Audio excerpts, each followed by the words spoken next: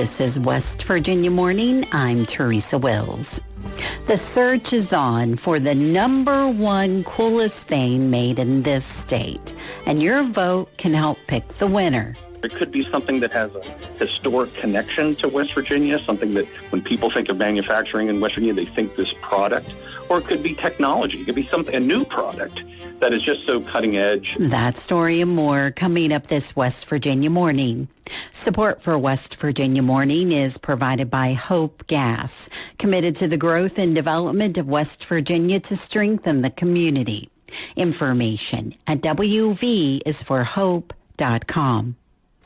A former delegate has removed himself from the November general election ballot, avoiding a hearing before the State Election Commission.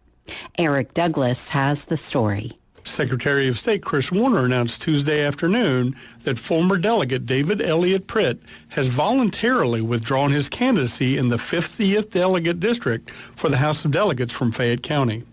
Pritt was arrested on July 22nd and accused of enticing a minor. He was also a public school teacher. According to state code, a candidate may withdraw by filing a notarized statement of withdrawal no later than the close of business on August 11th, 2026.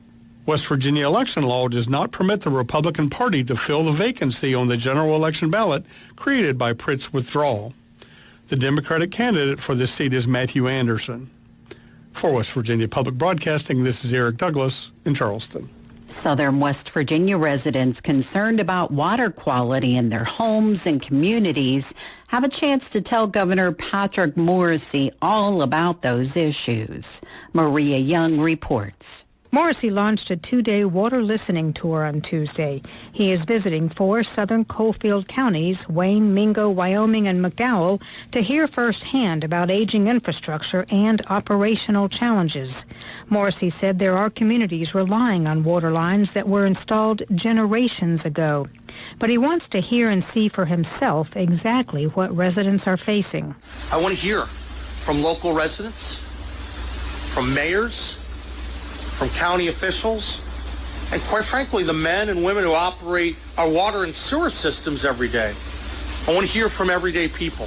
Morrisey said the purpose of the tour is to pinpoint priorities in addressing water quality issues. This includes identifying funding resources and partnerships to fix those problems. For West Virginia Public Broadcasting, I'm Maria Young in Charleston. 3 members of the Marion County Board of Education are being sued for sexual discrimination by 2 employees. Here's Eric Douglas once again with more.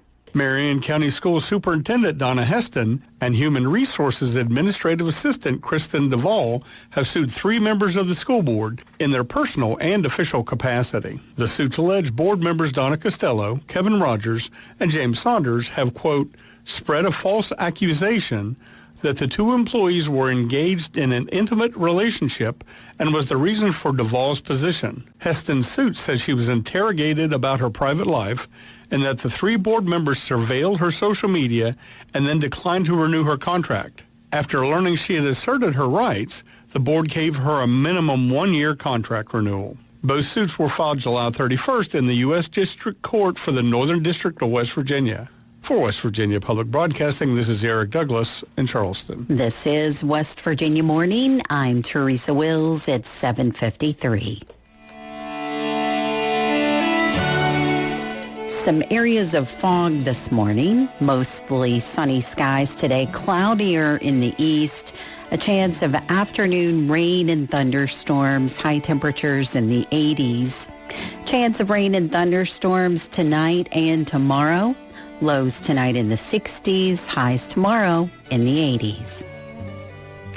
The West Virginia Manufacturers Association has just launched its inaugural Coolest Thing Made in West Virginia tournament.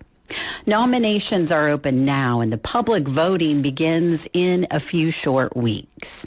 Maria Young caught up with WVMA President Bill Bissett to find out what organizers hope will come from the competition and what makes a really cool product.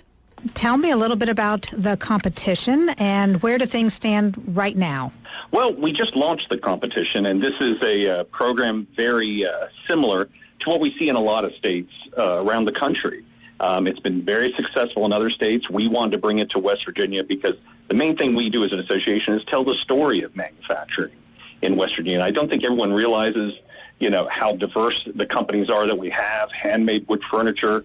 We have, small family-owned companies. And we also have companies like Toyota and Nucor. So a lot of interesting companies. They all make important things to our lives.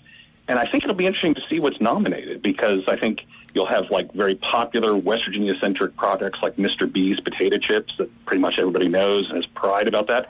But also I think technology is a factor too. When I've talked to my friends in other states, they'll often tell me a lot of times it's not what you think will win. It may not be that, cultural touchdown that we all know. It may be some type of technology that's new and pretty darn interesting, and people vote for that. So right now, nominations are open. Can you nominate yourself or your own company? And what's after the nomination process? Companies themselves are most welcome to nominate their products, and kind of tell why they think they're the coolest thing. I think you'll see vendors do it. I think you'll see customers or people that see, products on store shelves. I think that's the challenge. If it touches a consumer, that's going to be a big advantage. I was talking to our friends in Kentucky, and I think in their first year, the Corvette won the competition, which is, hard to beat. I can see everyone would think that. But at the same time, it'll be interesting to see kind of where this goes. And this is our first year doing it. We're going to learn a lot from this. Right now, nominations are open, and then the voting, I think, opens to the public for a couple of weeks. Is that right? Yes. You can go to our social media and find more information, but the main thing we're trying to do is just really showcase things made here in West Virginia. Manufacturing, there's billions of dollars coming online in these next 3 quarters, everything from steel, titanium, iron ore batteries, a lot of growth in manufacturing in West Virginia in the near term. But also we've had manufacturers that have been here for 100 years. And I think all of those have interesting products and interesting stories to tell. So there will be a top 5 announced, I believe, mid or toward the end of September. And then from there on, I guess it's National Manufacturing Day, you guys will announce a winner. Correct. We're going to announce Manufacturing Day in the Eastern Panhandle in Martinsburg. That's kind of our breadbasket now of manufacturing. It's grown tremendously. And we thought that'd be a good coinciding manufacturing month, which is October, to announce it on October 2nd. And, we're excited. We're excited to see what happens, which is makes you a little nervous, but also very excited. Bill, I think you're probably a good person to answer this question. What is cool? What does cool mean? I think it goes to the individual. But that's what I was talking about earlier. It could be something that has a historic connection to West Virginia, something that when people think of manufacturing in West Virginia, they think this product. Or it could be technology. It could be a new product that is just so cutting edge that, wow, I didn't know we made it. I mean, Constellium had recently had materials that went in the Artemis II a space launch. I mean, that if you're a West Virginian, you take a lot of pride in that. So that's pretty cool. So we'll see where all this takes us. What is it that the West Virginia Manufacturing Association wants to achieve with this competition? What are you hoping comes out of this?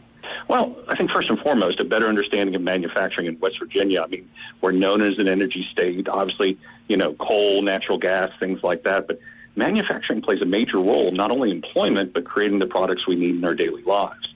And it's growing by leaps and bounds right now. So there are opportunities, I think, for West Virginians. I mean, we have every company we work for is concerned about their workforce. So there are opportunities in manufacturing in West Virginia. But, I think that, but also to have some fun with it. This isn't, just talking about our economic data or number of employees.